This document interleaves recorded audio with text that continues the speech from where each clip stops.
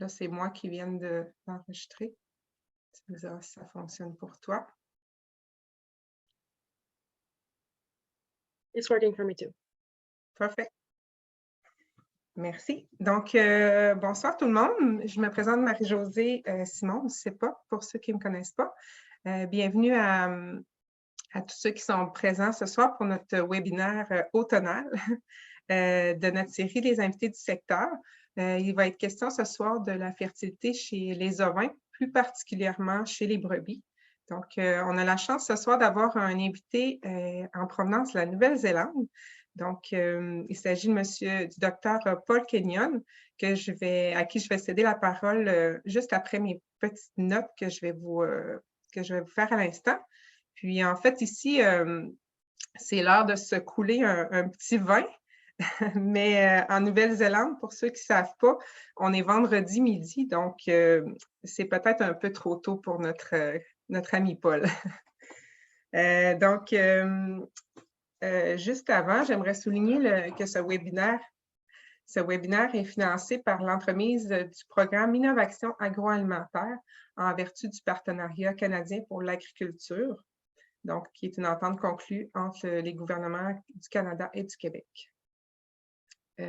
Ensuite, pour les petites instructions, vous avez dans le fond l'option en bas, tout simplement en bas de votre écran, de sélectionner le canal français si vous voulez la traduction de notre bonne traductrice qui est Pamela Cousineau, qu'on a avec nous ce soir, ou en anglais si vous voulez avoir la version originale, en fait, pour entendre notre conférencier anglophone Paul. Puis, c'est vrai, j'ai ma collègue Jade Pinel, qui est ici présente. Allô, Jade? Qui est ici avec nous dans le canal anglophone, dans le fond, qui va prendre les questions pour les personnes qui sont dans le canal anglais, alors que moi, je vais être sur le canal français pour prendre les questions en français. Donc, vous pouvez poser vos questions sur le petit icône en bas, Q et R. Q et R en français et Q et R en anglais. Ou encore, si vous préférez lever la main et poser votre question oralement, vous n'avez qu'à lever la petite main ici pour le faire. Donc, on va être là pour répondre à vos questions.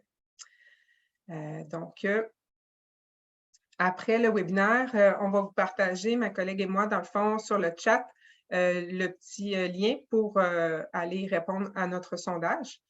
Pour voir si vous avez apprécié le webinaire. Puis, vous avez l'option ici également de sélectionner soit la version français du sondage ou la version en anglais. Donc, immédiatement, je laisse la parole à toi, Paul. Merci déjà en partant d'être là avec nous ce soir. Puis, je te cède la parole pour toi-même peut-être faire une petite présentation de ton cheminement et te laisser présenter à ton tour. Donc, merci. Tu devrais pouvoir partager à l'instant.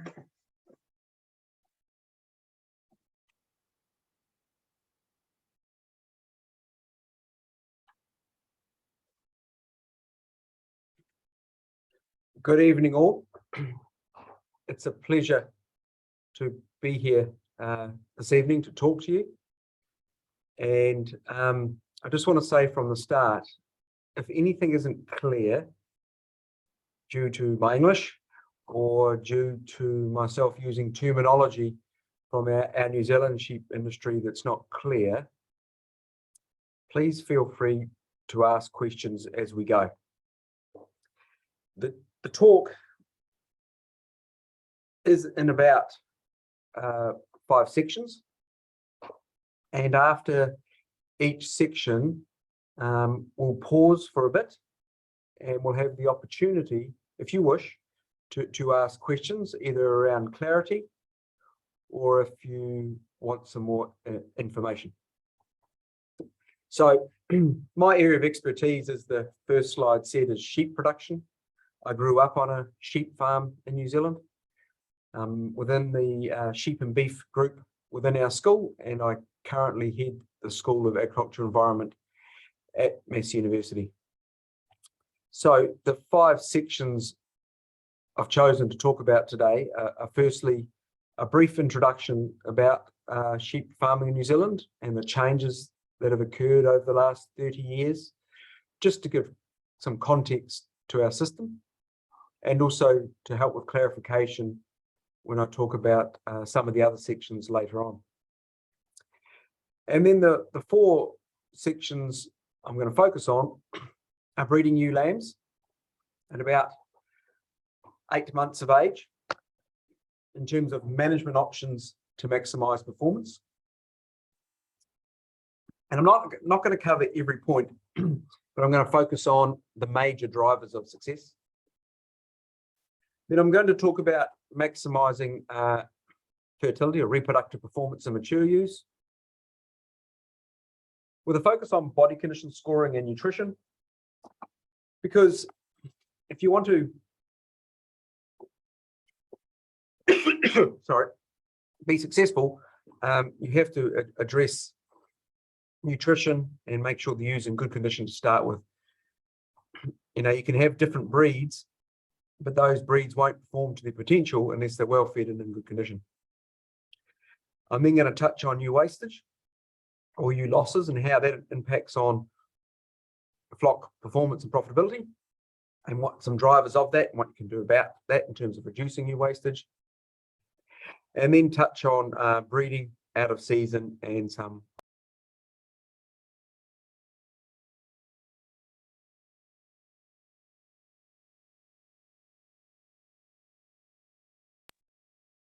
sorry, it went quiet there for a bit on my screen. It said I was muted, so hopefully I'm not muted now. And then we'll talk about breeding out of season and what farmers can do. Yes? Pardon. En fait, pardon, c'est moi. C'est juste qu'on ne te voit plus. Est-ce que... Mais on t'entend bien maintenant, mais on ne te voit plus. Est-ce que c'est normal? Je ne sais pas si tu t'es éloigné de ta caméra ou on voit ton arrière-plan, mais on ne te voit plus. Ah, là, oui. Okay, I'll change that. Can you see me now? I'm back. Yeah. Okay. Oui. Sorry about that. Mm-hmm. Yeah, so I'll talk about breeding out of season. Our research group is quite a large sheep and beef group. Our current research projects are listed there, and while I'm going to touch on some of those topics today, some I won't. But at the end, if anyone has any questions about some of that research, I'd also be very happy to answer those.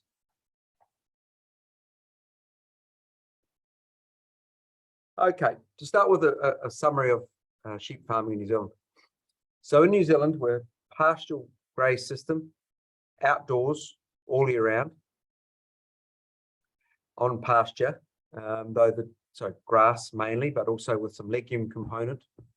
And our type of pasture is not protein limited. So when our farmers talk about nutritional requirements, they're either talking about ME, metabolisable energy, requirements, or kilograms of dry matter. Our herbages we grow outside are not protein limiting. Also on our farms, sheep and beef cattle are grazed together. Our system, because we don't have the very harsh winter that you have, nor do we have the very dry summers that Australia has, we don't use any grain supplementation. We do instead, though, grow some herbages, or what we call crops, for grazing in situ or in the paddock. And that might be a brassica type crop, or some legumes, or some herbs. We then also make hay and silage to move the feed when we have excess herbage growing in spring to dry bits of summer or to be fed in the winter. In our system, use only once a year lambing.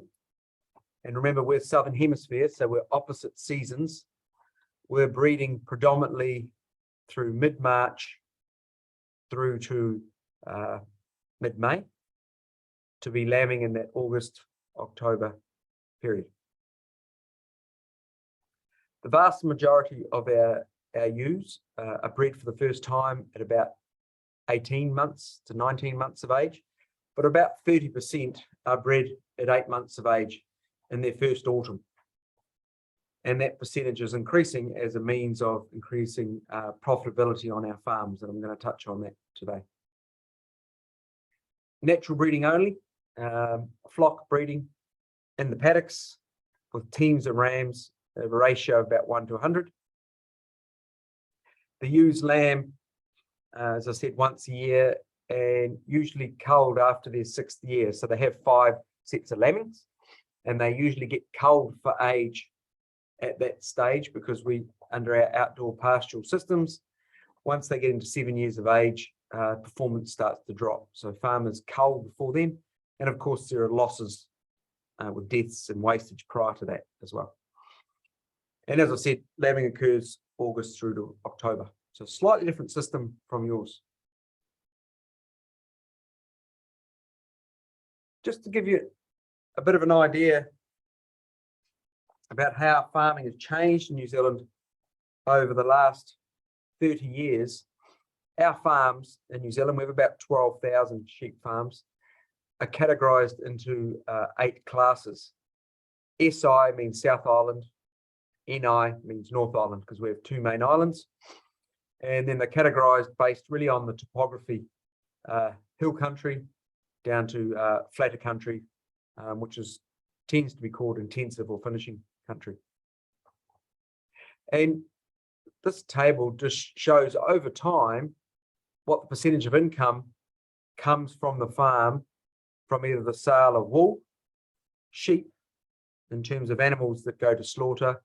And what you see is, if we compare that 1989 to 1990 situation through to the 2019-2020 situation, wool is now only a minor component of our income.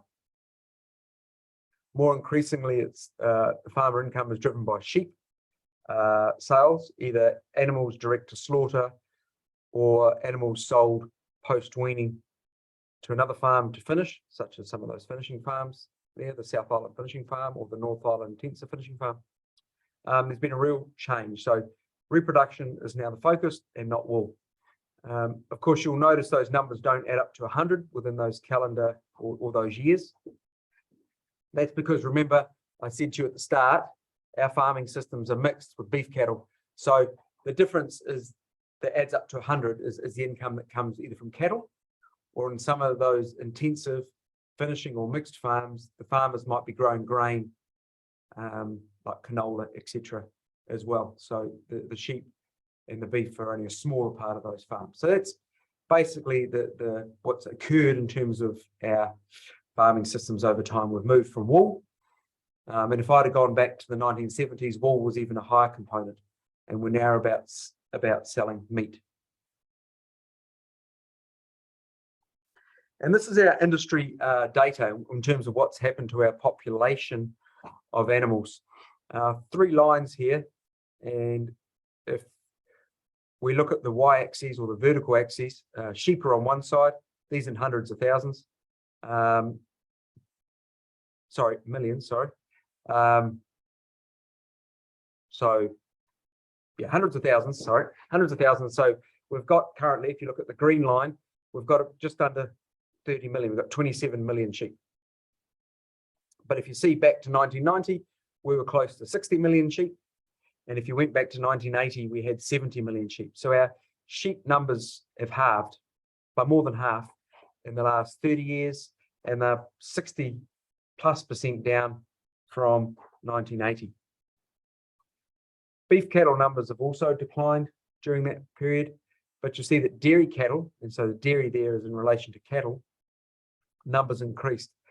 And what's occurred is, on the flatter, more fertile, easier country, a lot of the land that was traditionally sheep and beef farming has gone to either dairy cattle farming or to cropping solely without livestock, or it's gone into horticulture, such as kiwi fruit, apples, etc. Or it's gone into viticulture, wine production. And of course, as within all countries, the human population has grown too. So cities, the urban sprawl has got bigger as well. But our sheep population, if we just focus on today's talk, is a lot less than it was 30 years ago. But that's actually not necessarily a negative story, because if you look at the top graph now I have, and you use that same green line, that's the number of sheep again. That's the head in millions of sheep, and you know, going down to that 27 million. But the black line is the tons of meat, sheep meat, that we sell. So even though our sheep population has dropped by more than 50%, the total amount of sheep meat we sell has only dropped by 15%. And that's been driven by increased fertility and fecundity in the ewes that we now have. So they're producing far more lambs per ewe than they did in the past. And those lambs are heavier at weaning and at slaughter, which is the bottom table there on that slide. So if you look at the 1990 data versus the 2019-2020 data, you'll see that lambing percentage has gone up. And in fact, the 2021 lambing percentage was 135%. Because we're outdoors, it does move 2 or 3% every year just by environmental effects.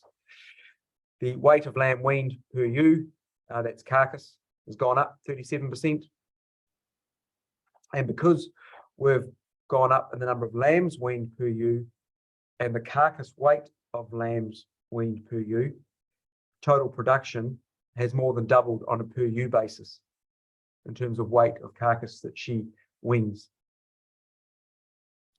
And I indicated before that wool is not a driver anymore, because actually the value of the wool, the vast majority of the wool that we sell, which is over 30 microns, hasn't changed in price. So actually real value has declined in the last 30 years. So our wool production hasn't changed because farmers are putting no emphasis into that. The fine wool industry, the merino industry, which still has a high value wool, only makes up 4% of our national flock. So that's why wool, when you look at the aggregate industry figures, doesn't really show, even though we are well known for fine wool. It is a small part of our industry now. You can also see that at the bottom two rows on that table, that milk production in terms of milk solids per cow, just to get an idea that also the dairy industry has increased in that time. But the beef industry has pretty much stayed pretty stable with only a 5% change in terms of carcass weight.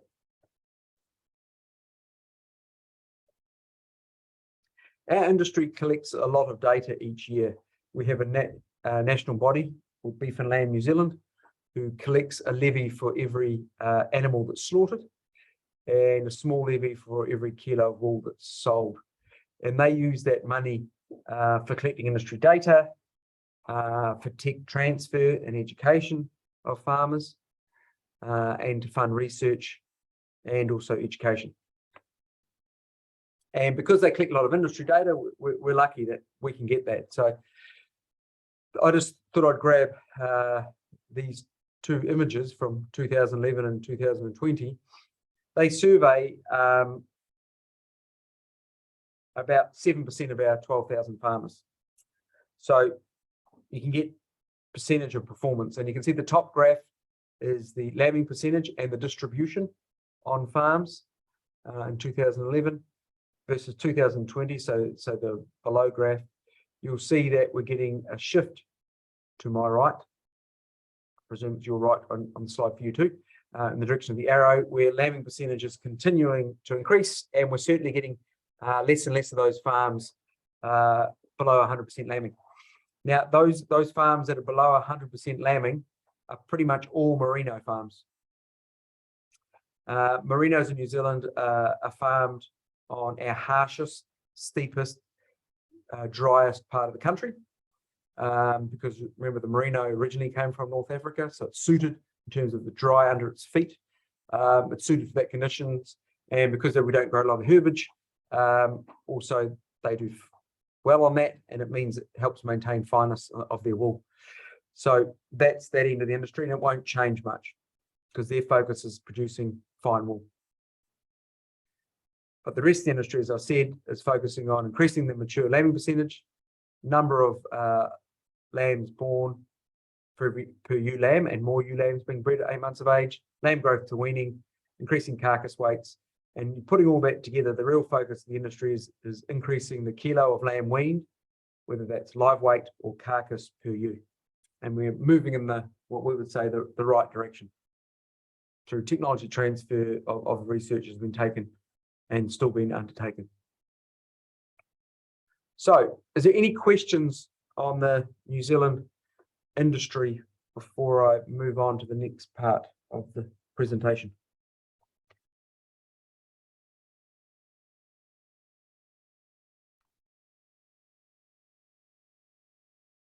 Hi, Paul. We do have a question about average number of lambs for breeding.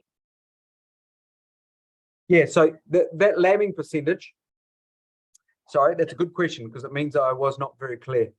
That lambing percentage of 135% on that top graph means the average ewe is weaning 1.35 lambs per year. So when we talk about lambing percentage, that's kind of times 100, the number of lambs weaned per ewe. And remembering our ewes lamb once a year, outdoors, in late winter, early spring.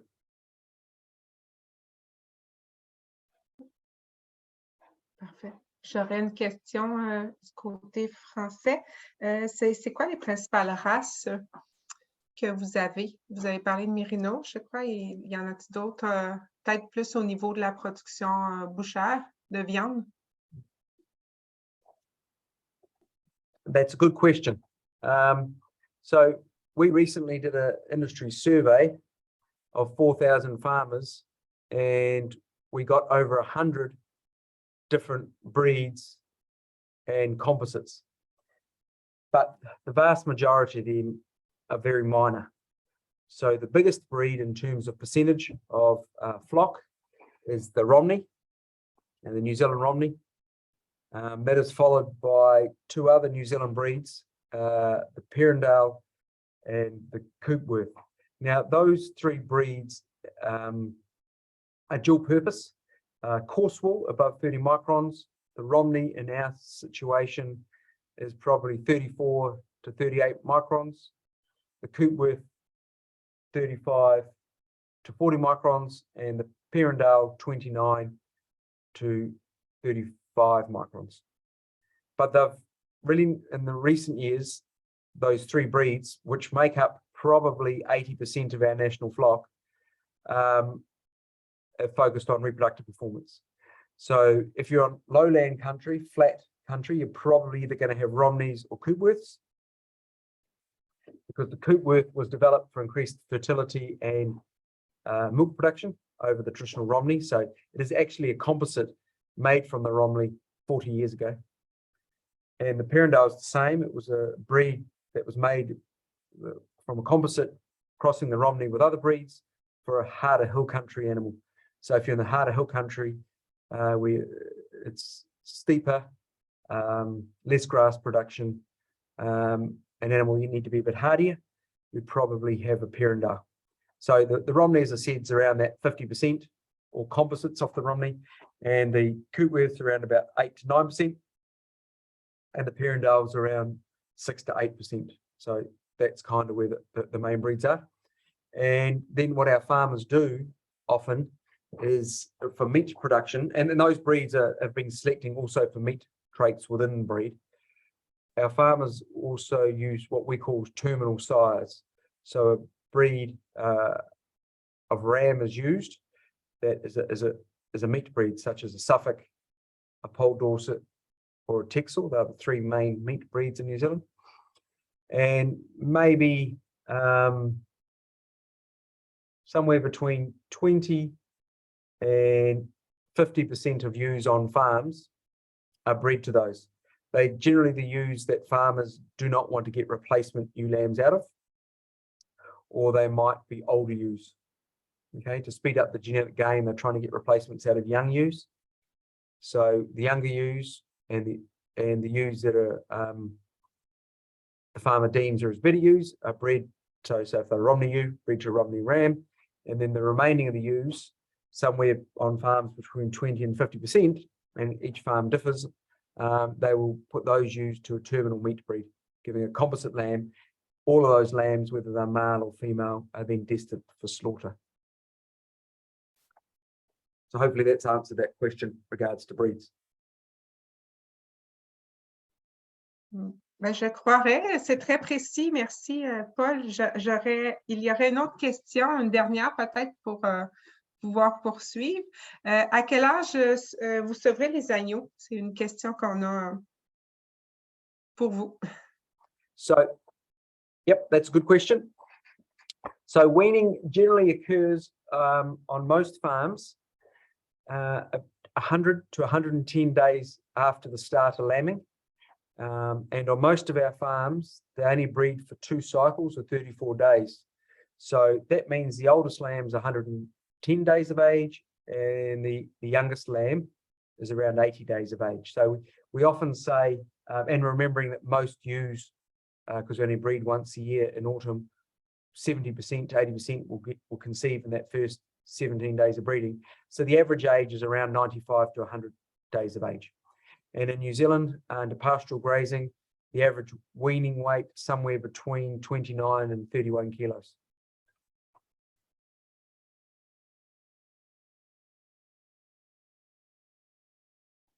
Parfait, merci. Okay, so I'll go on to the next presentation. That's about breeding ewe lambs at 8 months of age. In New Zealand, a New Zealand term for an animal that age is a hogget. So hopefully I'll remember not to say hogget, and I'll remember to keep saying ewe lambs. We, through the research that our group has done here at Massey, we, in partnership with Beef and Lamb New Zealand, which is that industry body I talked about, have developed a book, a farmer booklet, in terms of maximising ewe lamb or hogget performance, and kind of management guidelines. And so that book can actually be downloaded from anywhere in the world as a PDF, which is that bottom address. Also, there's a podcast which goes for about an hour, also about that topic that they asked me to do. So, which will have far more detail on ewe lamb breeding, both of those, than what we'll cover today. If anyone has any interest, they're freely available. Right, so our farmers want to breed ewe lambs, because there's many advantages, and these advantages are regardless of production system, and they'll be the same anywhere in the world. It's about getting a return out of them in their first year in terms of meat sales, so a lamb out of them, and it's a way of getting more lambs born on your farm in a year. In our situation, New Zealand, where we tend to grow excess herbage in spring when we're lambing, it's a way of getting more feed demand on the farm. So you've got an extra group of lactating ewes and young lambs consuming pasture. If you can be successful in that and getting them to breed and wean a lamb in that first year of life, if they're going to be culled, as I said, at a set age, you'll get more if you do it correctly. Increased lifetime performance. Some farmers use it as an early selection screening tool, because we know that an animal that's more fertile and fecund at 8 months of age will genetically be more fertile and fecund at 18 months of age. So some farmers actually breed or put to the ram more ewe lambs than they need as replacements, but then only keep those that get pregnant as a selection tool. Of course, some farmers also select progeny born to ewe lambs as a way of having more to select from as a replacement, so you get more genetic pressure.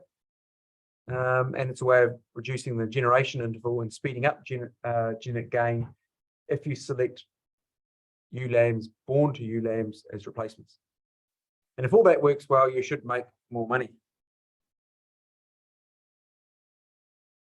Now, we've undertaken a lot of research over the last 15 years. We were the home for the national program on ewe lamb breeding. And I'm not going to cover every point, but I'm just going to cover the main points, because if you don't get these right, some of the finer detail doesn't matter.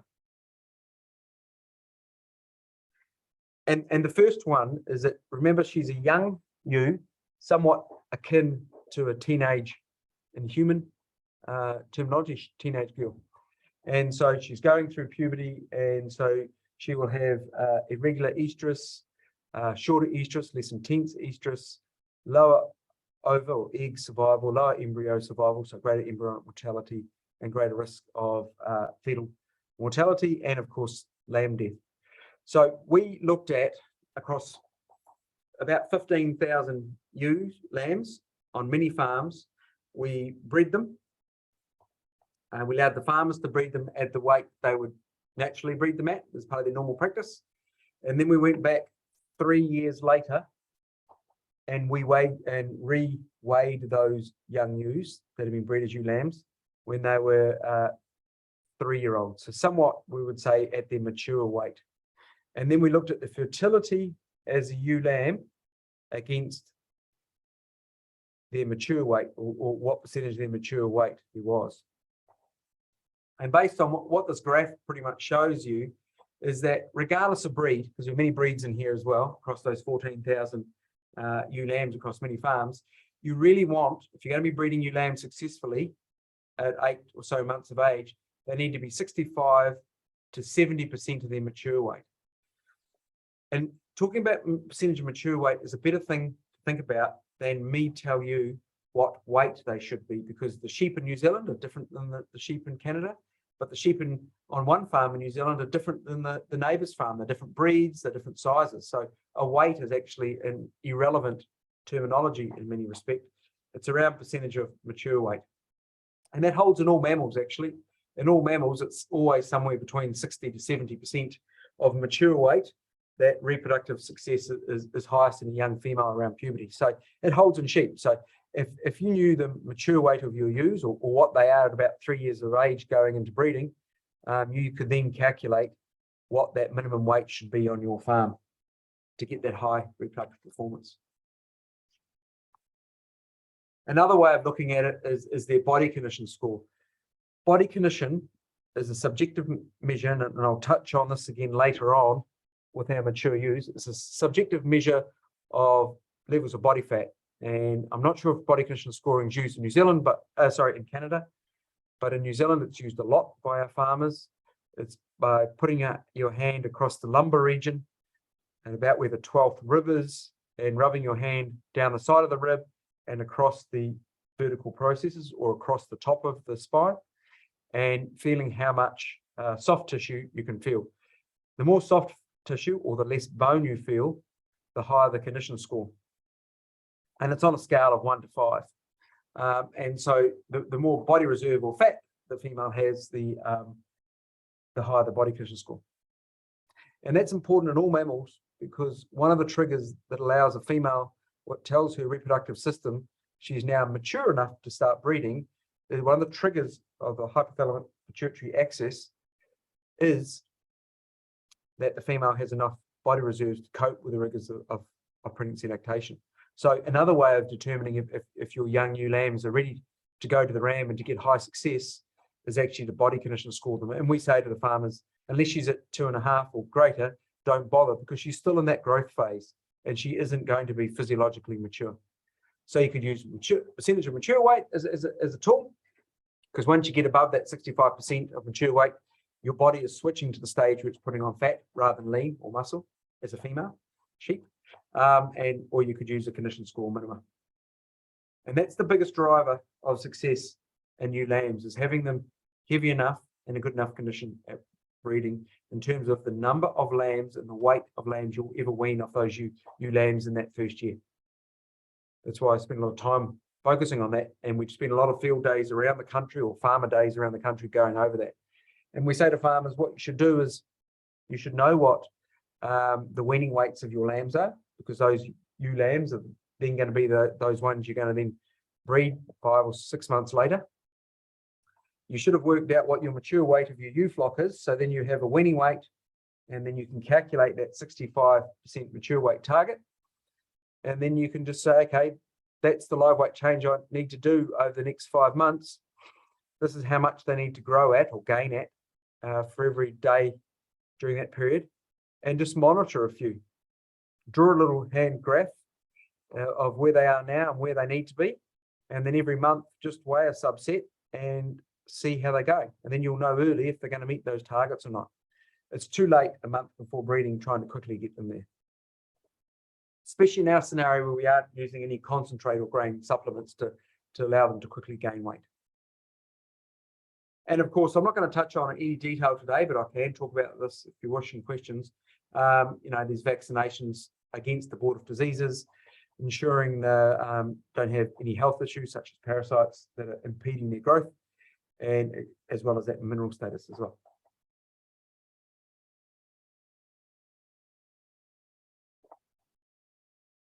Because she's a young female going into puberty, from a reproductive perspective, she's quite naive, and her reproductive performance is varied and can be low.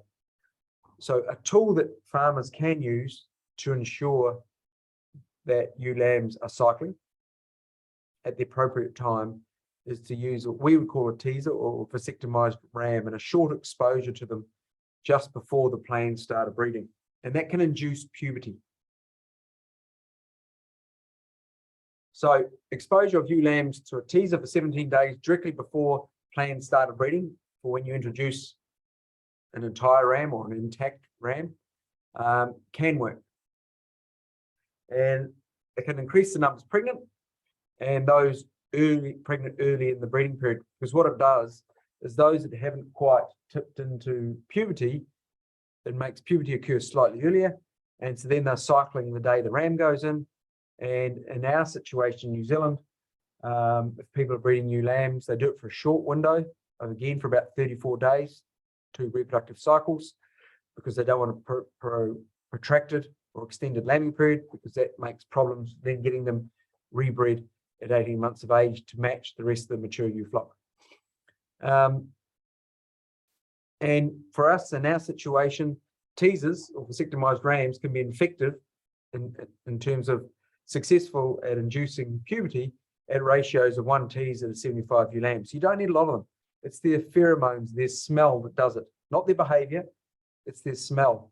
And in fact, we've done some work, and others have in Australia too, that within 12 hours of a vasectomized ram being next to a ewe lamb just before she naturally is going to achieve puberty, within 12 hours you can get changes in her hormonal profile. We've measured changes in hormonal profile that quick. So it's a stench that does it. But I would say, and we say this to farmers all the time, and some farmers ignore us, but they then have problems, do not use a teaser to get very light ewe lambs cycling. It'll work.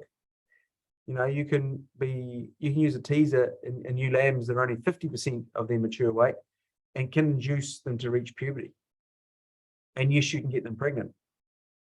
But as I'll explain in the next few slides, you're just setting them up to fail, because very light ewe lambs are less likely to successfully wean a lamb. Their lambs, because they're either going to not conceive, they've got greater chance of fetal loss, they've got greater chance of lamb loss around and post-lambing. Those lambs will be lighter on average.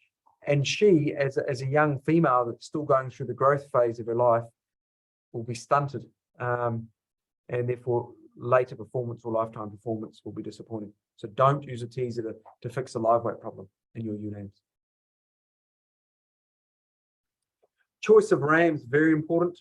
And we spend a lot of time focusing on our farmers about this, because remember, again, thinking about it, she's a young female, equivalent to a teenager, still growing. So her bones are still growing. So her pelvic opening will be relatively small. And so if you breed her with a ram who's of a genotype for a large birth weight, that fetus has been given the genes to grow. That fetus has been given the genes to draw off mum. And as with all animals and all mammals, the mother, in this case ewe lamb, will always feed that growing fetus to the best of her capability, even at her own expense. We've all seen animals go down with pregnancy toxemia, pregnant females, because they're trying to save the fetus at their own expense. And so what happens if you choose the wrong ram, you'll end up with a large fetus, lamb being born, but you've got a small pelvic opening. And so young ewes are very susceptible to stochia or difficult birth. So you need to be thinking about your ram of choice And what we say to farmers, ideally, this is a bonus lamb for most farmers. They're not, in New Zealand, most of them are not selecting replacements born to ewe lambs. They use it as a bonus lamb that then goes on to slaughter. So use a ram of a smaller frame size or genotype. Or at worst case, use the same breed ram as that young ewe. Do not use a terminal sire or a meat breed, because they have been selected for many, many years to grow. And therefore they will result in big lambs. And I'll tell you through a number of experiments that we've done here in New Zealand and colleagues in Australia and in the UK have done, is that genetics, or the genes that that fetus has to grow, has more impact on its birth size than feeding. A lot of farmers say, oh, I don't want to overfeed my young ewe, because if I do that, the fetus will grow too big. That's not the case. We've done numbers of studies, as the other groups have, to show that, you know, you can end up with a young ewe lamb at lambing that can differ by 20 to 30 kilos. In our situation, they started off being bred at 40 kilos, so they're lambing at either 60, 70 or 80 kilos. So the 80 kilo ones have grown a lot during pregnancy and been fed really well. If they start off at 40 kilos the day the ram went in, 45 kilos, sorry, when the day the ram went in. But the birth weight of those lambs, when we've used the same size, has only differed by 200 to 300 grams. But the ewes differ by 20 kilos.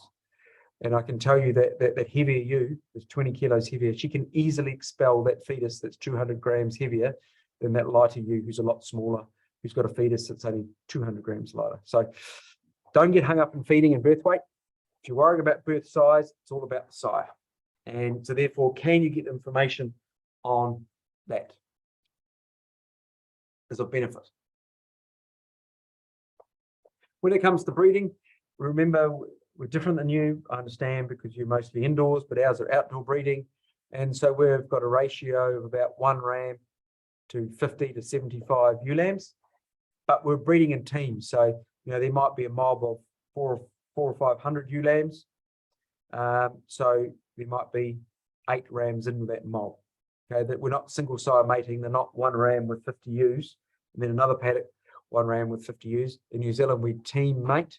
So there'd be, in this case, if you had 400 ewe lambs and you using 1 to 50, you'd put out 8 rams altogether. And that's important because on any given day, there'll be different ewes on estrus or on heat. And you want, because she's on heat for a shorter period of time, she's less receptive to the male, and she's less likely to stand for the male in comparison to mature ewe. You want to maximize the chance she comes into contact with a mature ram. And therefore, we say to our farmers, avoid using ewe lambs with ram lambs, because also the ram lamb has lower seminal reserves and lower drive as well. Now, if you're breeding indoors in pens, these type of ratios are probably not relevant, but they are for us.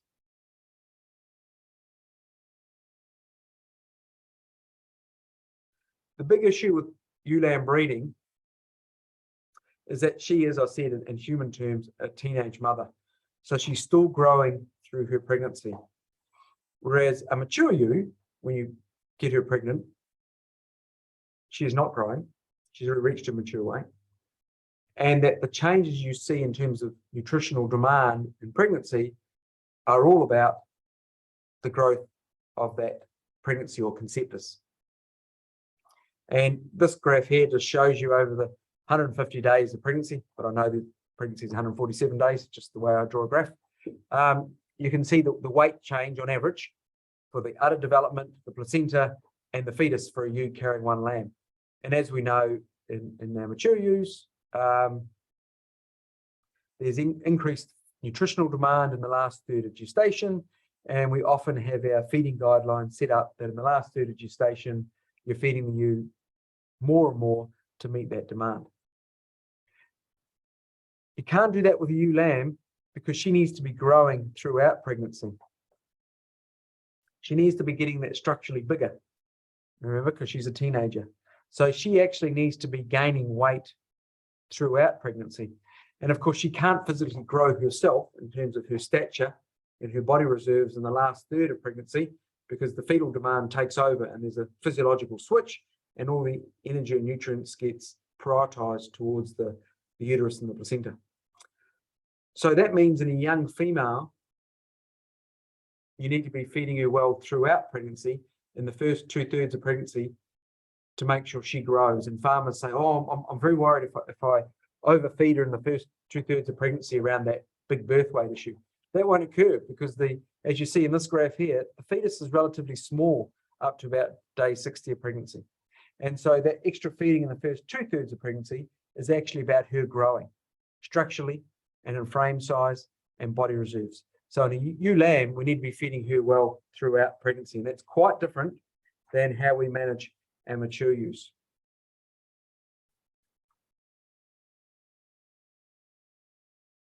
So we've created these type of graphs for our farmers. And in that booklet I talked about before, which we're just actually just updating this month, a new booklet will be available, the updated version after Christmas. We'll be having graphs like this in it. So we could say to our farmers, if you started with a 45 kilo animal in May, because we're breeding ewe lambs in May, remember that's that late autumn for us. This would be, the orange line would be the total weight trajectory that you would want her to be gaining throughout pregnancy. And that's 130 grams per day. And many of you would say that's a lot of weight to put on throughout pregnancy. You might agree with me, in late pregnancy that's needed because of the growing of the fetus and the development of the placenta and the fluids around the fetus.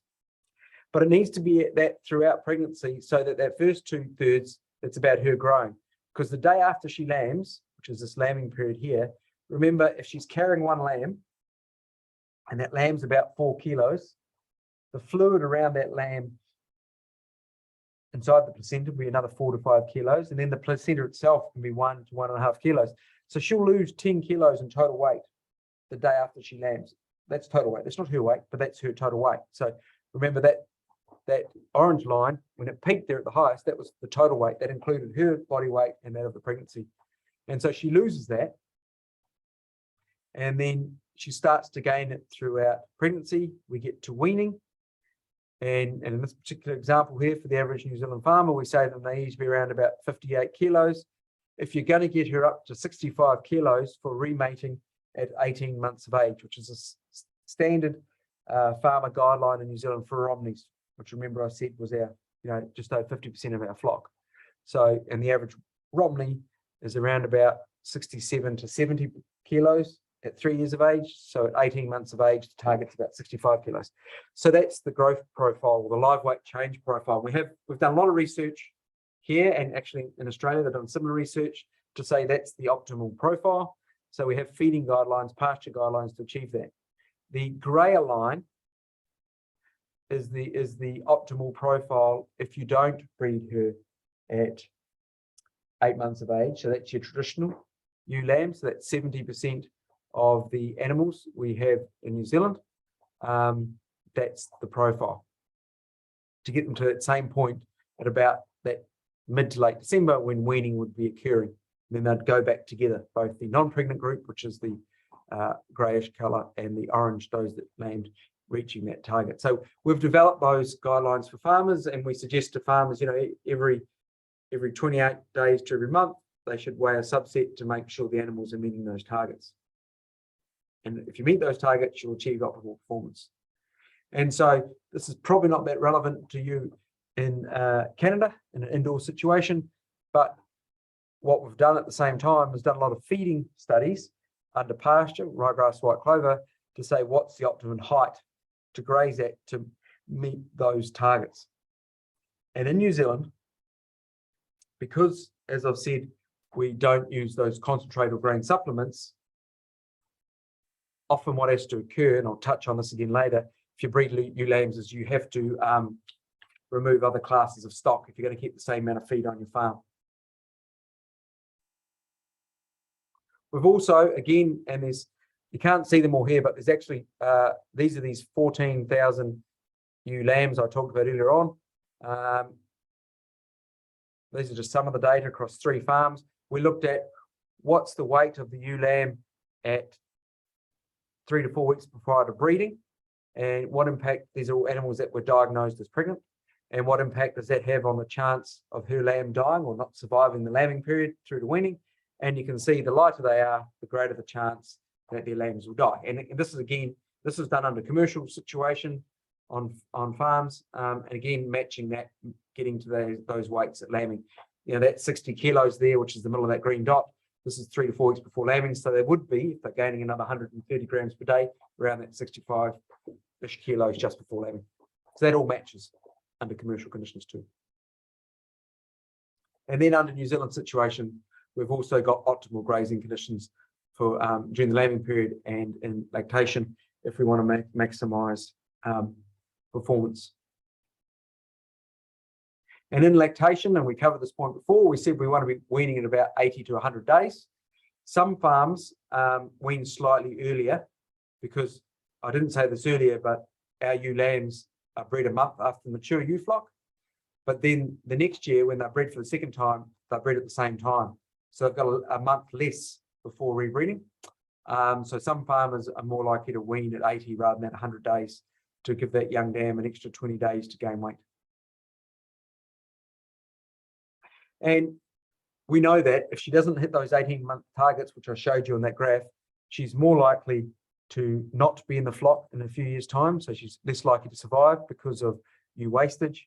She'll have greater chance of showing poor reproductive performance, and therefore her lifetime performance won't be increased. So we're confident in those targets now for the New Zealand situation.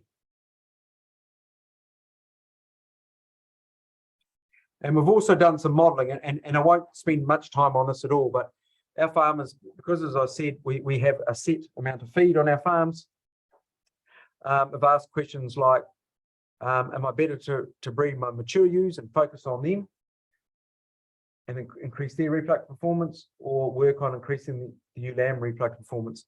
And so we've done some bioeconomic modelling for our farmers based on a constrained feed. In other words, this is how much feed you have on the farm. You have no ability to bring feed in.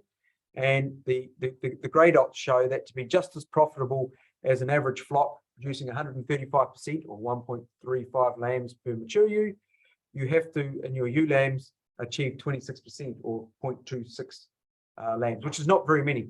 But of course, remember, when you breed ewe lambs, you've got extra feed demand because now they're pregnant and lactation, extra demand, and you've got to get them heavier for breeding at 8 months of age. So you have to drop your mature ewe numbers down. So the total number of lambs you wean from your mature ewes is less. So that's the break-even point. And so there's some other break-even points there, but I won't talk about that anymore, except for we know now for different scenarios, we can say to our farmers, what should they focus on? To make more money on their farms, should they focus on increasing the reproductive performance of their mature ewes, or hold their mature ewes where they are and focus on improving reproductive performance of ewe lambs? But for many of our farmers, it's easier to make more money by increasing the reproductive performance of their mature ewes than it is to increase reproductive performance of ewe lambs, because ewe lambs have all that extra difficulty in terms of meeting those live weight targets and having to feed them so much more during the winter when our pasture growth is poor. We've then done a lot of long-term studies looking at the long-term impacts, and we know that as long as the ewe lamb gets to that 65 kilos at 18 months of age, then there are no negative lifetime impacts.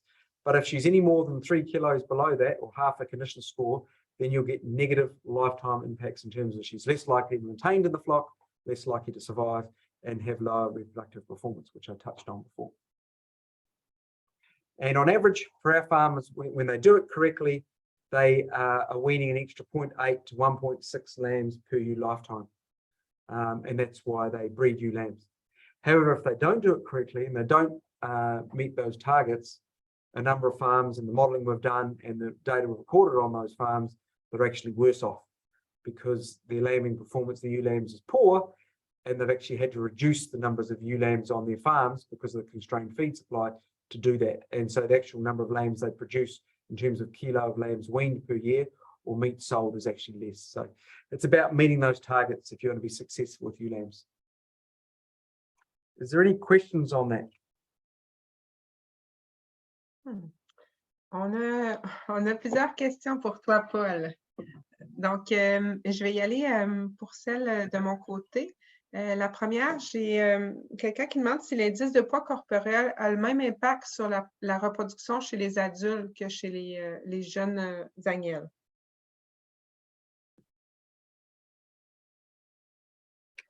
Yep, we'll talk about that in actually the very next slide. Good question. Parfait, donc next je te slide. laisse y répondre. Oui, on va passer aux autres. Je laisse la parole à Jade du côté... j'en avais peut-être une autre que je vois, excusez, une dernière en français.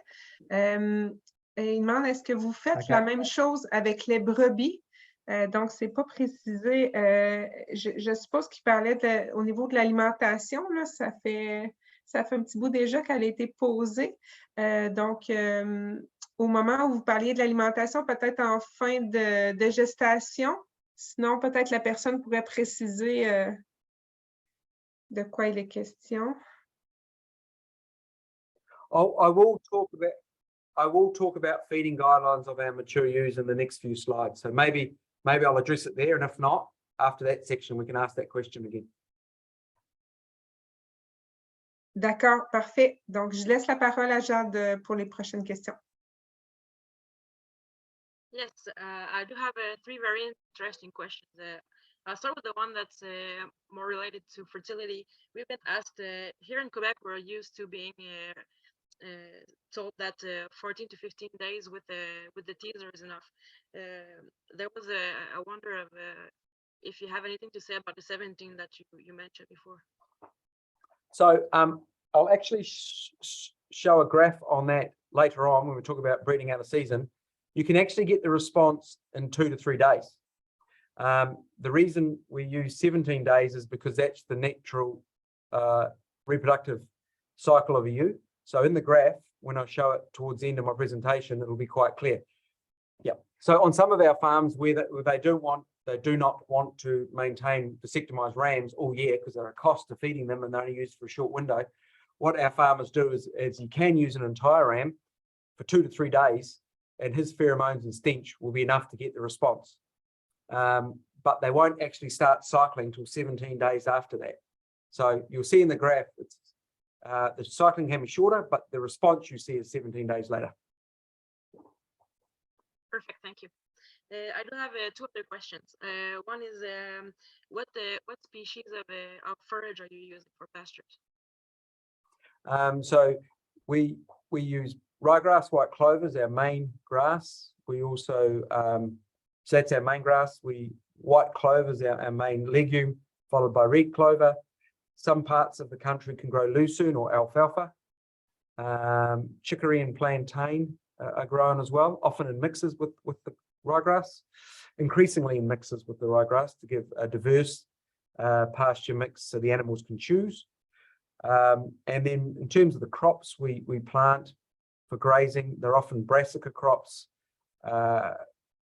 turnips, Swedes. A grazing rape we have here are the main ones. Oh, and sometimes we have some green feed wheat as well. That's not for seed; it's grown for feed. Yeah. Perfect. Thanks. It was very a complete answer.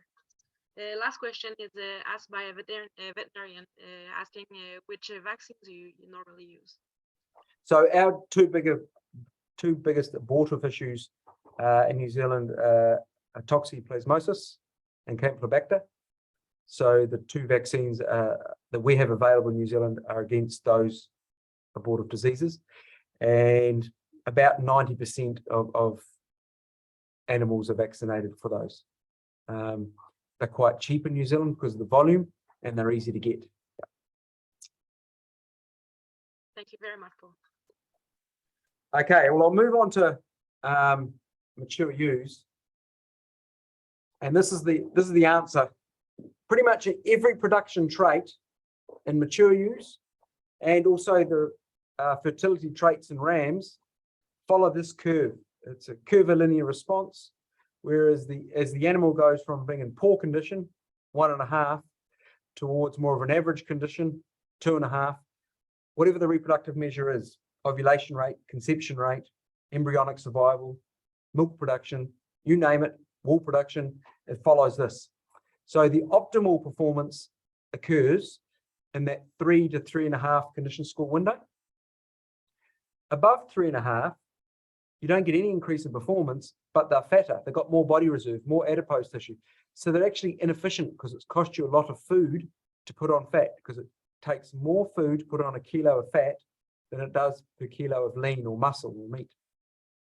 So therefore, the biggest jump in performance you get is when you use at a very poor condition and you move her half a condition score. So from 1.5 to 2, you'll get a big jump in reproductive performance or milk performance.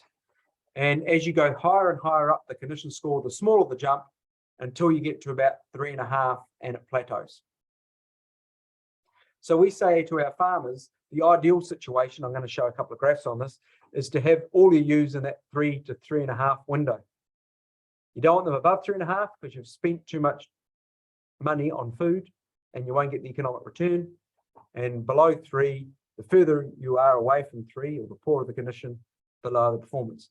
And we say to our farmers, in our situations, there's 4 times a year that you should condition score animals, feel the condition of the animals, so feel how bony they are, and make management decisions then based on feeding, because a condition score in our breeds, to change a condition score, so to go from a 2 to a 3, is somewhere between 6 and 8 kilos of live weight, depending on the breed and frame size. So it's going to take a while to do that. So we say at weaning, condition score the ewes, the very poor ones, target feeding them. We use the word target feeding, put extra feed into them, so you get their condition score up, so they have high reproductive performance at breeding. If you've done that and they're all going into breeding at 3 to 3.5, you don't need to do the condition score breeding, the pre-breeding one. That's why it's in italics, because if that's too often to do it in the year, we say the pre-breeding one is the one to drop. Then when you pregnancy scan, and our farmers all pretty much pregnancy scan between day 50 and 100 of pregnancy to work out if they're pregnant and number of fetuses they have. Condition score then, because, and I'll talk about this later on, depending on how many fetuses she's got, the more demand she's got later on, and therefore a ewe with a higher condition or more fat is better able to cope. So you can make some informed decisions, and also around lambing as well, you can make some informed nutritional decisions, which I'll touch on. And just to show you, here's an example. Friend of mine, Tom Fraser, he did some research. So across the bottom is ME intake.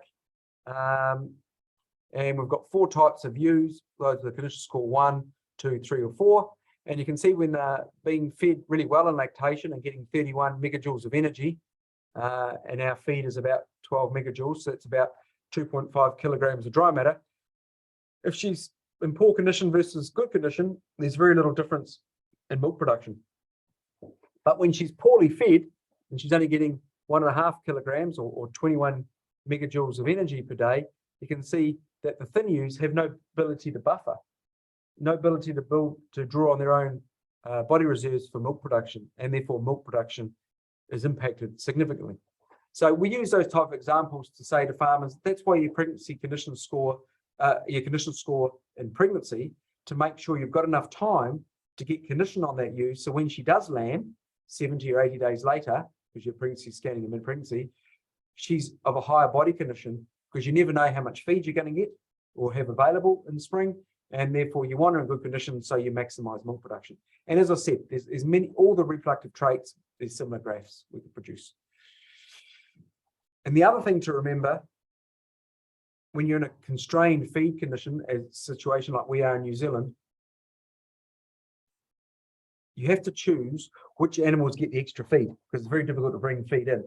But I'd say in your scenarios, if you bring extra feed in, it costs you extra money.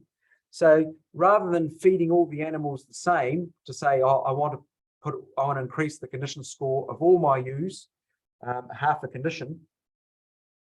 You can see at this graph, the highlighted squares are the extra energy required just for gaining half a condition score. So from going from a 2.5 to a 3 requires an extra 149 megajoules of energy. That's just for the gain part. But you can see to put a half a condition score on an animal that's 3.5 to make it a 4 costs you 351 megajoules of energy, while a ewe that's a condition score 2 and getting up to 2.5 only costs you 71 megajoules of energy. So if you're in a constrained feed situation, which one should you put that extra feed into? And then your scenario where feed costs you a lot of money, which one should you put it into? Well, you should put it into those lower condition score ewes, because A, it will cost you less feed and therefore less money to go up half a condition score. But if you go back to my slide 2 slides ago, remember that curvilinear relationship, you'll get a bigger jump in performance as a proportion by moving a 2 condition score ewe to 2.5 than you will moving a 3 condition score ewe to 3.5, but it's going to cost you 3 times as much food. So your gain in terms of performance will be less for the same amount of money. So we talk about targeted feeding in that respect. And we have these graphs for farmers, which would show, this graph is meant to show that here's a population, a distribution of ewes on your farm. The average is 2.5. You've got a percentage there in blue, which are 2.5 to 3, percentage above 3, which are in red, and half the ewes below 2.5. And you could feed them all together at the same to move up half a condition score. You could do that. You can put them all in the same paddock, a lot of feed, and say, I'm going to feed them all so they go up half a condition score. But there's no advantage because you've moved the 3s, which are already at optimum performance, to 3.5. No real jump in performance, but it costs you a lot of food. So we say to farmers, they're better to target their flock. That's that same graph there, and split the mob up, which you should be able to easily do in your pens indoors, and think about, for the food you've got and the cost, who should get the extra feed. And many of you probably do that anyway. And in this scenario, we're saying here, the ewes that are red, already above 3, you just hold them on a maintenance diet. Maybe even in this scenario, hold the blues at a maintenance diet because you haven't got much feed or you can't afford it, and just concentrate on that extra food in the group in the 3 so that they gain condition score. And so in time, you've got less ewes below that 2.5. And we call that targeted feeding. It's the most efficient way to feed animals from a cost perspective and return per kilo of feed. And that's what we say to our farmers. Think about the physiological stage of the ewe when you're making these decisions. Think about how much feed you got available. Have you got extra available? And how much of that extra is there? And therefore target who needs it best based on this graph here, so you can get your greatest return. A very simple but important graph from an economic perspective and a performance perspective. And so therefore we say to our farmers, their calendar year in terms of sheep performance starts at weaning. You wean all your ewes from their lambs, then you start working on body condition score, because now you've got a ewe that has no pregnancy demand, no lactation demand, and it's the easiest ewe to put body condition or fat onto. So we say, under our grazing scenario, split them into 2 mobs, those that are at that 3 or above, and hold them at maintenance. Because remember, we're talking about summer, autumn here, where pasture growth and quality starting to decline, and those that at below 3, feed them above maintenance to gain condition. And we use a New Zealand term is we have them out in paddocks, and we say a truck and trailer approach. So the truck's at the front and the trailer is always attached behind a truck. So we say the thin ewes go in front, like the engine of a truck, and the fatty ewes, and they eat the grass down, take the best quality grass, their intake's not restricted, and then the fatty ewes, or better condition score ewes, come in behind as those ewes move to the next paddock and offer less feed. We call that a truck and trailer approach as we rotate around paddocks. And that'll allow you over 60 or 70 days, which is, you've got about 90 days in New Zealand from weaning through to rebreeding to gain that condition score. Remember, if you're putting on 100 grams per day, when in one condition score, most New Zealand breeds are somewhere between 6 and 8 kilos. Now, there are many things that affect ovulation rate. I just want to touch on those. But again, the focus of this talk, just like the ewe lambs, is I'm only going to focus on nutrition and body condition score because they're the biggest drivers. And I like to think about it like this. We could all own a Ferrari F1 race car. But if you put diesel in it, all you've got is a Ferrari F1 racing car that doesn't go anywhere. And sheep are the same. You can have the best genetics, you can have a very good animal health plan, etc. But if you don't feed them to their potential and have them good body condition score, they'll never reach their potential. So most of our advice to farmers is about nutrition and body condition score. And of course, if you're feeding them well and they've good body condition, they're less susceptible to some of the health problems we have in New Zealand. But clearly, we have a number of disease problems as well that we touch on and work with our farmers, but I won't be discussing today. So, just before breeding, it's the same thing. Some of you might have heard about the static effect or the impact on ovulation rate. It's what I talked about before, is the better the condition score of the animal, the higher the ovulation rate. And it plateaus at that 3 and 3.5. So that means, because of the diminishing returns response, you don't need use of a greater condition score than that. And it's your very low condition score ones that end up bringing your flock average down. So that's why you want to minimize, always minimizing the tail. Targeted feeding, always minimizing the tail, because just how steep that drop off is in performance. We use a term, and I'm not sure if you do, which is flushing or positive energy balance of the ewe going into breeding as a way of increasing ovulation rate. And that's a true effect. But again, if she's already of a body condition score 3 to 3.5, she actually has a very minimal to no response in some genotypes from extra feed just prior to breeding. So in other words, you don't get the flushing effect or the dynamic effect. So what that means is, on a per kilo of feed and therefore cost perspective, don't try to flush just before breeding a ewe that's already in very good body condition, because she will already be at her genetic potential from an ovulation rate perspective. And all you're doing is throwing more feed at her and not getting any response. You're better to put that extra feed you're going to give to her into those thinner ewes, those poorer condition score ewes, get their flushing response, but also get them gaining condition.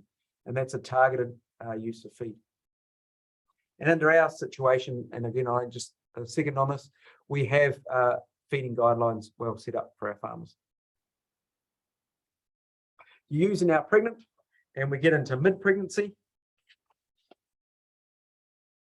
And for our farmers, we talk a lot to them about making sure they get their ewes pregnancy scanned. And I don't know this scenario in Canada, whether that's possible, but for our sheep, well over 90% get pregnancy scanned to determine if they're pregnant or not, and number of fetuses they're carrying, 1, 2, or 3.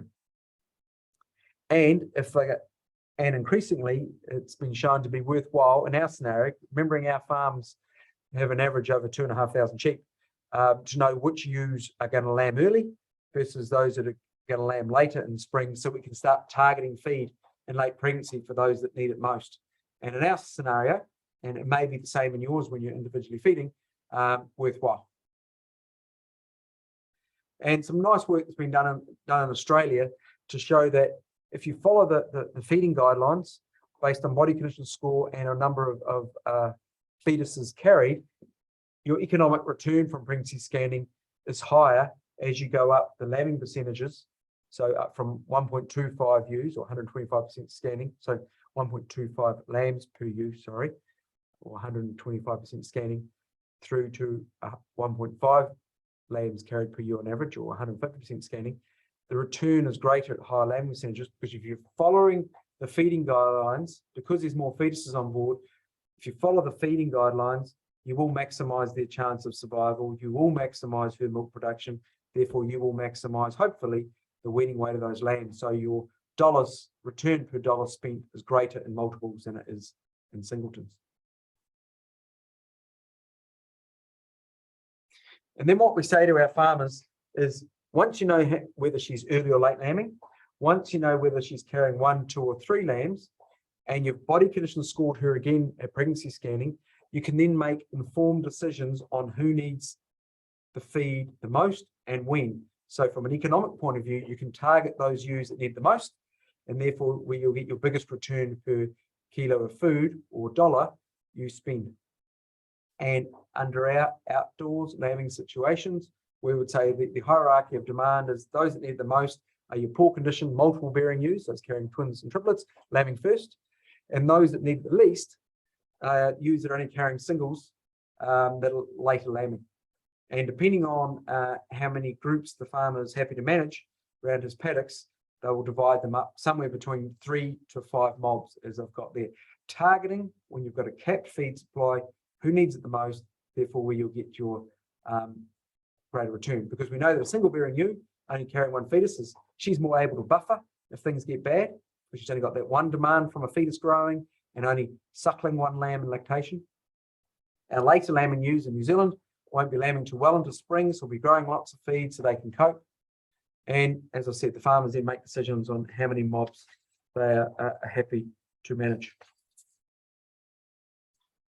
And then based on that, we know that under pasture feeding and late pregnancy, the ewes, even with pasture feeding, optimal pasture feeding, will still struggle to eat enough feed to meet their theoretical pregnancy requirements.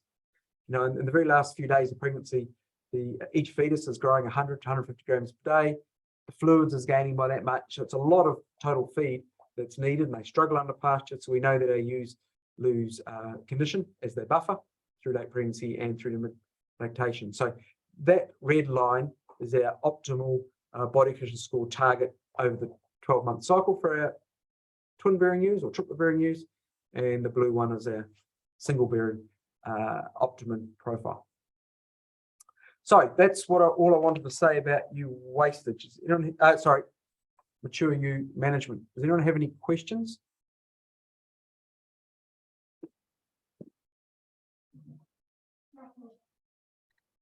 Merci, Paul. Je ne sais pas du côté anglais, je pense qu'on avait une question. Jade, est-ce que... Ou je me trompe peut-être? Je regarde de mon côté. Yeah, I do have a question, although I was not sure if I understood correctly, but there was a question about heating stress. Does it affect lamb and ewes? So I asked for clarifications. I didn't have any yet. Did you say heat stress or distress? Heating stress. Heat stress. Yep. Yep. Yeah. So heat stress will reduce appetite. Because all of us, when we're cold, which is some of the reason why we put on weight in the winter, is digestion itself increases body heat. So if you're too hot in the summer, you actually want to eat less. And the same is for sheep. So heat stress can have two impacts. It can change the physiology of the animal. And in addition to that, they'll want to eat less. And so both of those, therefore, can affect you live weight, body condition score, her performance, and therefore that of her offspring.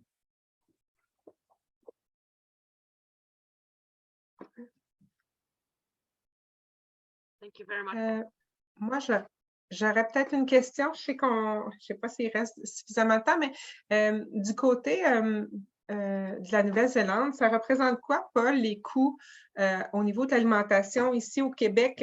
À titre d'exemple, on est pas mal autour de, fait plus que 40-45%, ce qui représente les coûts d'alimentation en production ovine. Je ne sais pas, chez vous, on a comme l'impression que ce n'est pas si dispendieux dans le sens que les animaux vont pour la plupart du temps à l'extérieur, mais vous semblez mettre beaucoup d'accent sur ce point-là en faisant du dénombrement, en faisant aussi le tri selon la condition de chair de vos animaux. Donc, ça semble être quand même un aspect important de votre côté aussi. Yeah, feed is the biggest cost in New Zealand because for us, yes, it grows naturally the pasture, but you've got to have more land, so land comes at a cost, or you're continually renewing it, maybe 5 to 10% of your farm every year in pasture. So pasture is the biggest cost, and on top of that, we don't grow the same amount of pasture for every month of the year. So we grow a lot less in the winter through that May, June, July period, when the ewe needs more because she's going into late pregnancy. And so the targeted feeding is about feed costs are high if you incorporate the value of the land and the value of recropping and replanting, but also you have to target the feed you have, which is going to be less during that period. So that's why we also target it so much, because we're growing less when we need more.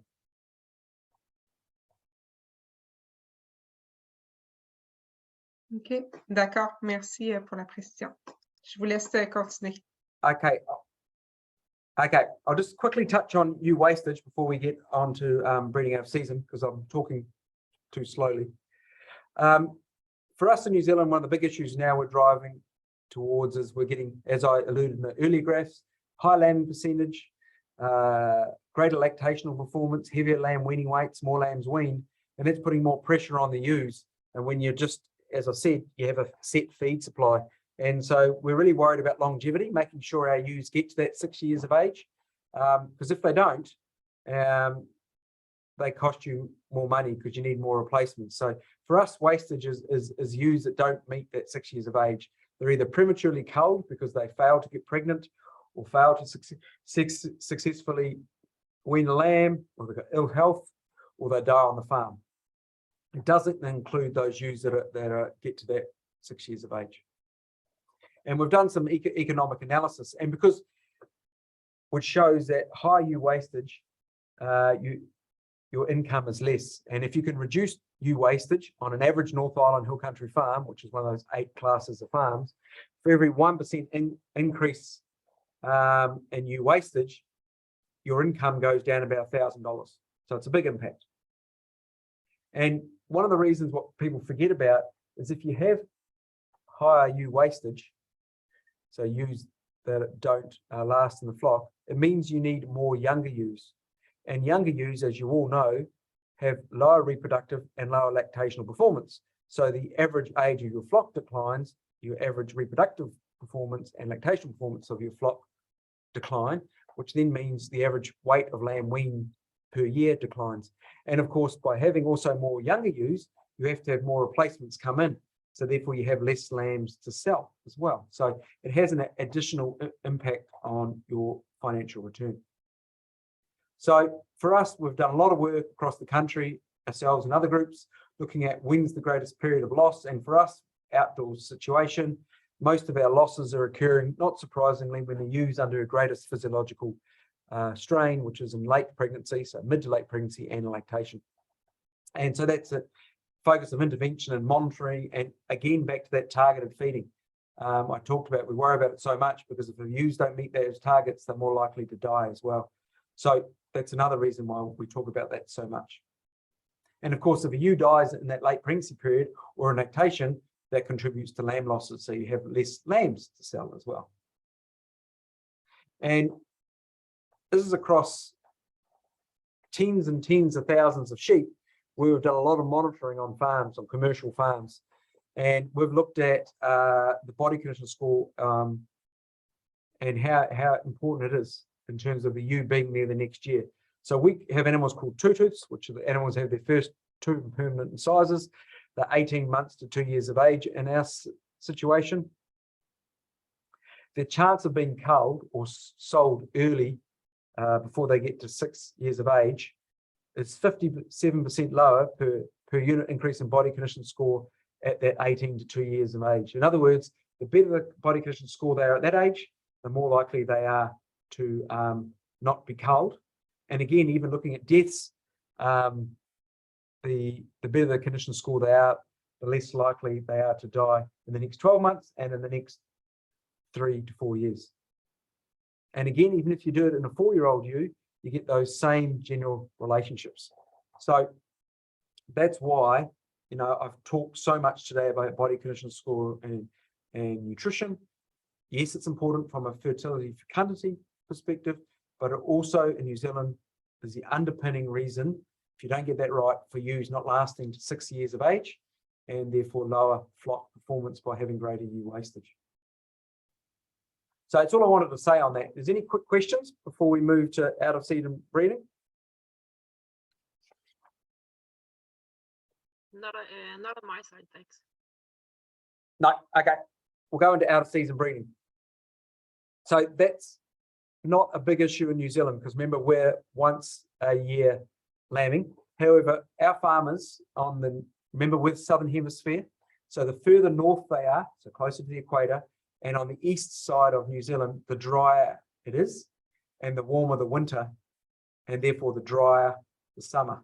So they, instead of being lambing in late August through to October, some of them might be lambing in early July through to early August.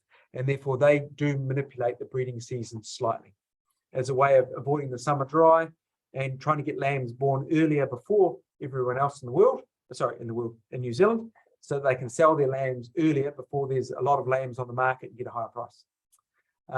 It can also be used, as it is in Canada, to lamb 3 times in 2 years. And for about 6 years here at the university, we had a flock doing the star system for about 6 years as a demonstration, which I'll touch on.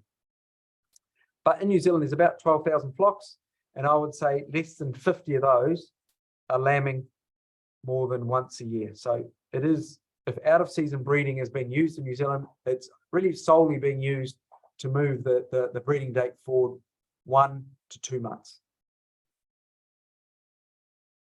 And as I said, this is the star system that we used. It's based on the Cornell star system. We just pretty much copied it, just changed it to meet the New Zealand seasonal environments. We were breeding 5 times in a year. We split our flock up into 3 groups, and every 70 or so days we were breeding some ewes. So we had 5 lots of 70 days in a year breeding dates. So each year ewe was lambing 3 times in 2 years. We, because the Romney breed is very seasonal, we used the crossbred, a Romney East Frisian. East Frisian in New Zealand is less seasonal. It is still quite seasonal, but less seasonal. It'll breed for about an extra 2 months of the year than the Romney will, but it produces far more milk. And in this scenario, when we were weaning at 70 days, because we were rebreeding after 70 days, so you would lamb and 70 days later we would rebreed her, that extra milk production we figured was important, so we can maximize the weaning weights. So I have some experience with breeding all year round. So to get a ewe to breed all year round, you have to manipulate the hypothalamic pituitary axis, and the breeding season is detected by the animal, and there are 2 principal factors which cause the onset of breeding activity. There's a photoperiod change. More hours of darkness is detected by the optic nerve, which sends a signal to the hypothalamus, and the reproductive activity can start. And the optic nerve also stimulates the pineal gland as well to produce melatonin, which also has an impact on the reproductive system, inducing performance in the ewe. Now, there's lots of things that affect breeding season. We don't have time to cover all of those. I'm just going to touch on a few. Nutrition cannot be used as a way of inducing breeding significantly outside the breeding season. But very poor condition can inhibit estrus activity in females that are induced to cycle. So rather than having a positive effect, nutrition here, making sure she's well fed in good condition, is about ensuring if you do use hormones to induce her to cycle, that she will respond. Stress can delay the onset, and we know that younger animals are less likely to respond. There's breed variation, and I'm not sure which breeds you have, but I just picked on some breeds that we might have in New Zealand. We know that the Merino, because it was from North Africa, has close to the equator, is less seasonal. So in New Zealand, it'll start cycling in late December, January, when our Romneys won't really be starting till March.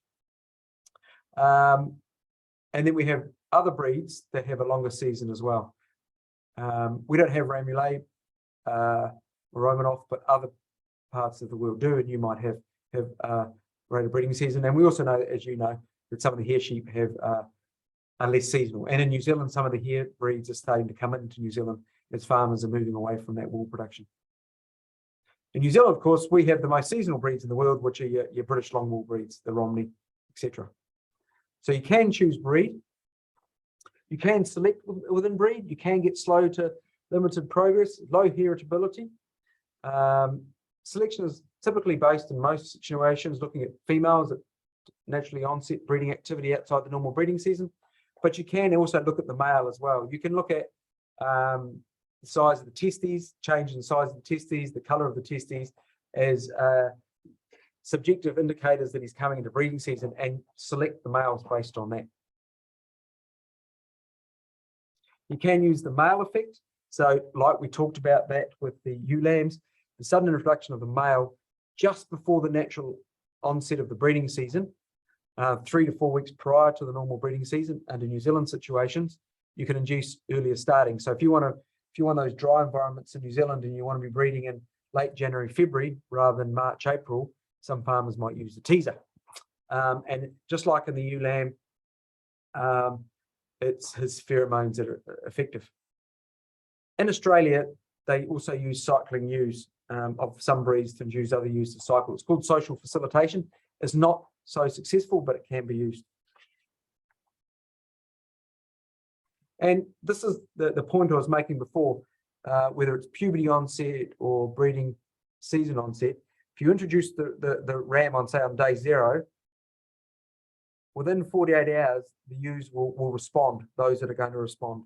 And they'll have a silent ovulation, so they'll ovulate, but they won't show heat or estrus. In other words, a ram wouldn't know that ovulating, because that's within any breeding season or within any breeding animal, the first ovulation a female has will always be like this.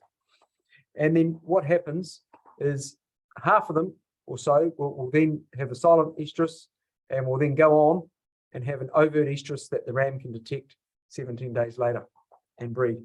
The other half will actually, that first ovulation, that first ova or egg won't actually last the whole 17 days and it'll die.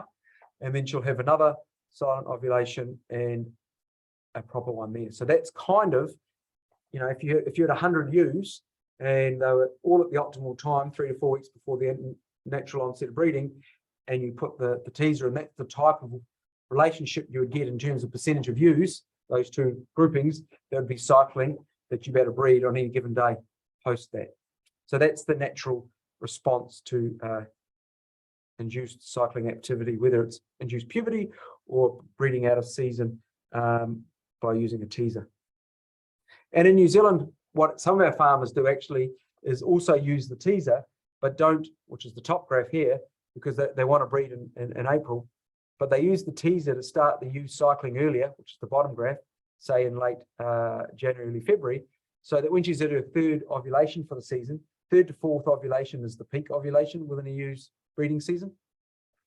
That's occurring when breeding is occurring. So you get a slightly higher ovulation rate of, say, maybe 0.2 or 0.2 extra eggs. So some of our farmers do that as well as a way of increasing ovulation rate. So using the teaser to get her cycling, but not breeding her early. But when the normal breeding period comes along, she's in her 3rd or 4th ovulation for that season and higher ovulation rate. The entire intact male is the best for that. Least seasonal breeds are more effective, i.e. a Romney ram's not great at it. In New Zealand scenario, people use Pole Dorsets or Merino rams because they're less seasonal. You can, so in Australia, you'll often see hormone-treated wethers or ewes. You can buy actually the androgens that you can pour on the back of a ewe or a wether, and that smell can induce that response without having entire rams or intact rams running around. You can use your vasectomized males, and there are some studies to show that the smell of a buck or a male goat can work with ewes as well. So that work, but the best is the entire ram. A couple of other quick points there. The female needs to be isolated. So if the rams are within a few, close to those ewes all the time, well, the ram effect won't work because they're always smelling him. They can smell him a few hundred meters away. And males are more smelly if they're kept cycling all year round. So in our scenario, when we did the star system, we had no problems because those rams were breeding every 70 days. So they were always working in our situation. So they were nice and smelly and worked as we hoped. The other way to do it is to use exogenous hormones or artificial hormones and to bypass the fact that the ewe's not naturally cycling. And there's 3 main regimes. There's just before the breeding season, you can use progesterone alone. And what you're trying to do there is sensitize the brain to the effects of progesterone. So if I go back to this graph here, you're stopping that first ovulation from being silent because she's already had prior exposure to high levels of progesterone. So she'll have a normal overt estrus. So what you're trying to do in those first 3 to 7 days, rather than have a silent estrus, like she has here, you're having an overt estrus. So that's what the progesterone priming does. And so that can work. And if it's used, as I said, just prior to the normal onset of mating, if she fails to get pregnant, you're now getting closer and closer to the normal onset of season, and she'll continue to cycle. If you're well outside the breeding period, you're going to have to use progesterone, so that first ovulation is not silent, and something like ECG or equine chronic gonadotropin, sorry, or ECG. Used to be called PMSG as well, and in some countries it's still called PMSG. It's an injection which has similar activities to follicle stimulating hormone and luteinizing hormone. You generally put the CEDA in or the progesterone in for a period of time, and then depending on the regime you're using, you'd be giving some ECG 1 or 2 days, or sometimes the day of that CEDA removal. And everyone has their own regime. If you talk to different veterinarians or different reproductive consultants, their recipe, which I like to call a recipe, will always slightly differ because they believe that their recipe works best for them. So that's the general program. Is a period of progesterone, then the ECG, but the period of that progesterone and the amount of ECG given and when it is given differs based on different consultants or veterinarians, and based on the different scenario, how far you are out for the natural breeding season, and also the breed. The last way, or the last type of hormonal regime you can use is melatonin. You can put an implant, melatonin implant in, so you get the animal gets elevated levels of melatonin, which mimics what happens naturally when you've got increased hours of darkness. So in the winter, or as days get shorter, which is what naturally triggers you to start cycling, the animal has increased levels of melatonin in their system, which triggers the reproductive performance. So if you give it exogenous or artificial melatonin, you can have that response as well. And so generally, most regimes, you put a little implant under the skin of the ear for about a month prior to the joining of the ram, and it can be effective. It's most effective closer to the start of the breeding season, but it can be effective. And also some people use it in their rams to keep them working as well. Okay, I ran out of time and talked too much. Sorry about that, and probably went a bit quick at the end. Is there any questions? Vous vous êtes bien repris, Paul. Il n'y a pas de problème. Donc, je pense que du côté à Jade, il y avait une question. Yeah, so I do have a question about your photo period protocol. So how do you manage the outdoors lights? Do you use closed barns or? So we don't. So in New Zealand, as I said, probably less than 50 of our 1,200 flocks are breeding well out of season. And so, and in all of those situations, they're not worrying about the photo period. They're using progesterone plus ECG, which overrides the photo period response. Okay. Or if they're going to breed slightly before the start of the season, so in late summer, before the days start to get shorter, the ram effect or the male effect is just enough to get them cycling. So again, they don't worry about the photo period. Thank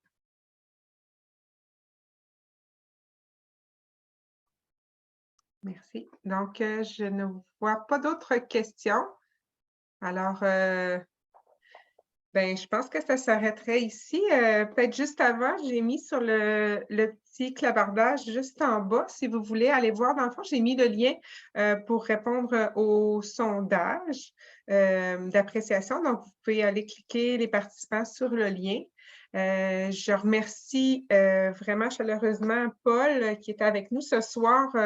J'ai beaucoup apprécié la présentation. Puis je pense qu'avec toutes les questions que vous avez eues, puis la participation, le taux de participation, on est monté jusqu'à 60 participants. Je vois qu'il y en a qui commencent à quitter, mais on a un bon taux de participation. Donc, ça semblait être un sujet bien intéressant pour les producteurs, puis les intervenants également qu'on a souvent avec nous dans les formations. Donc, je remercie les participants justement d'avoir été présents ce soir. Puis, il va y avoir dans l'infolette, dans le fond, on va transmettre une infolette dans laquelle vous allez retrouver la présentation enregistrée, puis également le PDF de Paul qui va être là pour ceux qui voudraient avoir le PDF de la conférence. Et puis, sur ce, ben, au plaisir de vous revoir à un prochain webinaire. Puis, bonne soirée à tous. On va garder Paul avec nous quelques instants s'il veut bien rester un petit peu plus longuement avec moi et Jade et Pamela. No, that's si elle- no problem, and that's no problem. And if anyone wants to email me, because now you know where I work, it's on the first slide. Because you don't feel comfortable to ask questions, you could look me up, and I'll be happy to ask any questions. Parfait. Je regarde des fois s'il y avait d'autres. Ben là, je reçois beaucoup de commentaires. Merci, très intéressant. Merci beaucoup, M. Kenyon, super intéressant. Merci à vous. J'ai quelqu'un qui dit j'ai une question. M. Cardin, peut-être de nous la mettre dans le chat ou le QR. De ton côté, Jade, est-ce que tu aurais peut-être une dernière question? Pour ceux qui veulent quitter, allez-y. Puis sinon... I see one in the French, sorry, in the English section. Is the 135% production, is it lambing, stats, or to market? That's to weaning. That's to weaning, and we only get about 1 to 2% loss after that post-weaning through to market. But there are farmers, as I showed in that distribution graph, that are achieving 150 or 1.5, 100, 1.7. So we're moving more towards that slowly, the higher percentages. Okay, thank you. I also had another question. I believe we've answered it a little in the beginning, though. I had a question here. Do you believe that there's a big difference between breeding at 12 months old versus 8 months old, money-wise? From 12 months of age, you'll get higher performance and she'll be a bit more mature. So there's that advantage. But in our scenario, if you breed her at 12 months of age, she wouldn't have enough time to get pregnant, to lactate, and to wean her lamb, and to get back in to be at the same breeding date as the mature ewes, because remember, they already are bred a month later. So 8 months for us is optimal, so that when she's 18 months, she's now back with the rest of the mature flock at the same time from a management perspective, because we're outdoors under those extensive conditions. So indoors it would be different. You're probably okay. Thank you. Merci. Je ne vois pas d'autres questions. Ah oui, on a la question de M. Cardin. Je te laisse, Jade. Elle est en anglais, donc je te laisse y aller.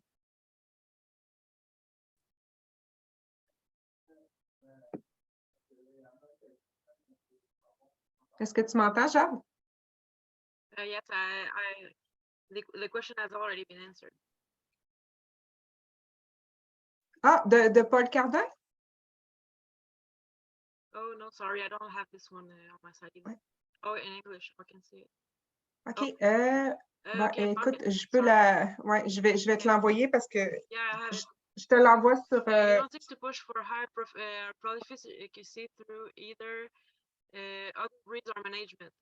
Here we say that the first lamb pays the bill and the second is a profit. That's right. So I think I'm answering the question correctly.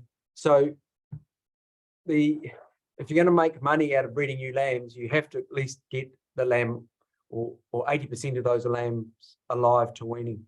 So that makes where the money is. If you can't do that, we say to our farmers, don't bother breeding new lambs. And that was that economic analysis that we did. But also for mature ewes, now we know that in different analysis and farm working we're doing, it's better for farmers to increase their mature reproductive performance up to 1.5 to 1.6.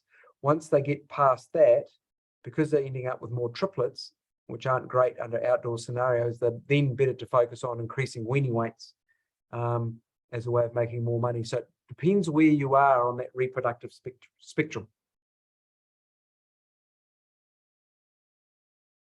Thank you very much. Parfait.